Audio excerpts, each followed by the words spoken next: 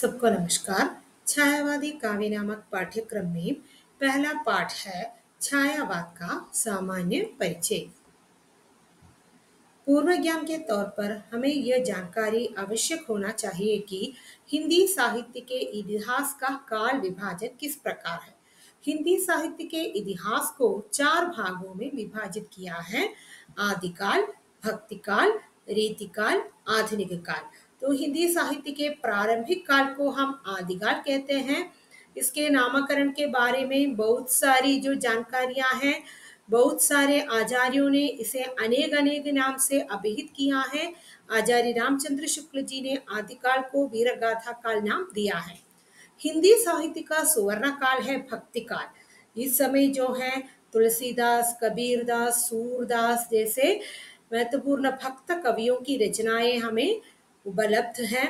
रीतिकाल में, रीतिकाल का नाम सुनते ही आचार्यों का बोध होता है हमें, और बिहारी के बिहारी सत्सई की याद आती है। और आगे आधुनिक काल, जो साहित्य आजकल लिखे जा चुके हैं वो आधुनिक काल के अंतर्गत आते हैं। और कविता की ओर आ जाएंगे तो कविता का जो आधुनिक काल में काल विभाजन कुछ इस प्रकार है: भारतेंदु युगीन कविता, द्विवेदी युगीन कविता, छायावादी कविता, प्रगतिवादी कविता, प्रयोगवादी कविता, नई कविता, साठोत्तर कविता और समकालीन कविता। छायावाद की पृष्ठभूमि की ओर जाएंगे तो यही जान जाएगा कि हिंदी कविता में छायावाद का युग द्विवेदी युग के बाद आया है। तो द्विवेदी युग की कविता की यही विशेषता है कि वे बहुत नीरस है, उपदेशात्मक है, इतिवृत्तात्मक है, यानी कि छंदों में ही कविता लिखी जाती थी। लेकिन छायावाद के आते आते मुक्त छंद की रचनाएं सामने आने लगी। कल्पना प्रधानता, भावोन्मेष युक्त कविता रची गई। भाषा और भावों के स्तर पर ये बंगला के सुप्रसिद्ध कवि और नोबेल पुरस्कार विजेता रविंद्रनाथ टैगोर की गीतांजलि से छायावादी कविता बहुत ही प्रभावित हुई है। प्राचीन संस्कृत साहित्य यानी कि वेदों, उपनिषदों, कालिदास की रचनाओं से और मध्यकालीन साहित्य भक्ति और श्रृंगार कविताओं से शक्ति अर्जित की, और बौद्ध दर्शन, सूफी दर्शन से भी लाभ उठाया है।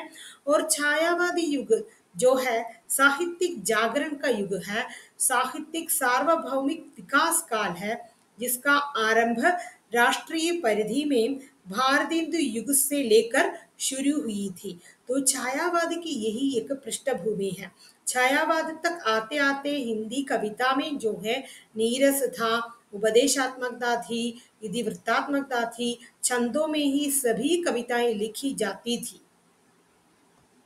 और आगे छायावाद किसे कहते हैं, ये एक महत्वपूर्ण सवाल है। हिंदी साहित्य में जो है, हिंदी साहित्य के आधुनिक चरण में द्विवेदी युग के पश्चात कविता में जो है, द्विवेदी युग के पश्चात कविता में जो धारा विषय वस्तु की दृष्टि से स्वच्छंद प्रेम भावना, प्रकृति में मानवीय क्रियाकलापों का आरोपण, भाव व्यापारों के आरोपण और कला की दृष्टि से लाक्षणिकता का प्रधानता और नवीन अभिव्यंजना पद्धति को लेकर जो काव्य धारा चली है उसे छायावाद कहा गया है। तो द्विवेदी युग के पश्चात हिंदी कविता में जो बदलाव आया है विषय वस्तु की दृष्टि से और कला पक्ष की दृष्टि से, इन सभी को समाहित करके उसे हमने एक नाम दिया है, वो नाम है छायावाद। और छायावाद की समय सीमा, छायावाद हिंदी साहित्य के रोमांटिक उत्थान की वो काव्य धारा है। इसके जो समय है 1918 से 1936 तक, इस समय की काव्य धारा में बहुत सारी जो नवीनताएं देखने को मिलती है।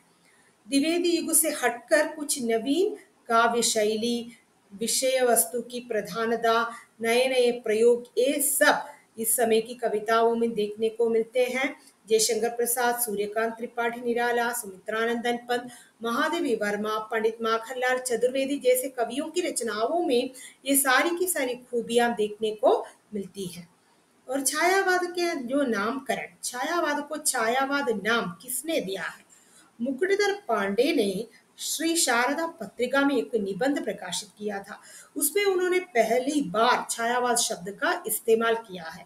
तो छायावादी कविताओं में जो है प्रकृति प्रेम, नारी प्रेम, मानवीकरण, सांस्कृतिक जागरण, कल्पना की प्रधानता आदि तमाम विशेषताएं हैं जो छायावाद में दिखाई देता है।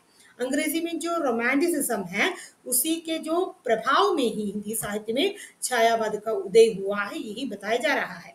तो छायावाद ने हिंदी में खड़ी बोली भाषा की जो कविता उसे प्रतिष्ठित करने की कोशिश की है। जो द्विवेदी युग तक ब्रजभाषा शैली का प्रयोग ब्रजभाषा साहित्य था और इतिवृत्तात्मकता थी, और छायावाद में आते आते वो मुक्त छंद में बदल गई। खड़ी बोली का खूब प्रभाव और प्रचलन होने लगी। और इतना ही प्रारंभिक तौर पर हमें जानना है छायावाद का जो नामकरण, छायावाद की जो समय सीमा, छायावाद के अंतर्गत जो कवियाँ आते हैं उनकी कुछ महत्वपूर्ण विशेषताएं क्या है उन कविताओं की, इतना ही हमें प्रारंभिक जानकारी के तौर पर हासिल करना चाहिए। इतना कहकर समाप्त करती हूँ। धन्यवाद।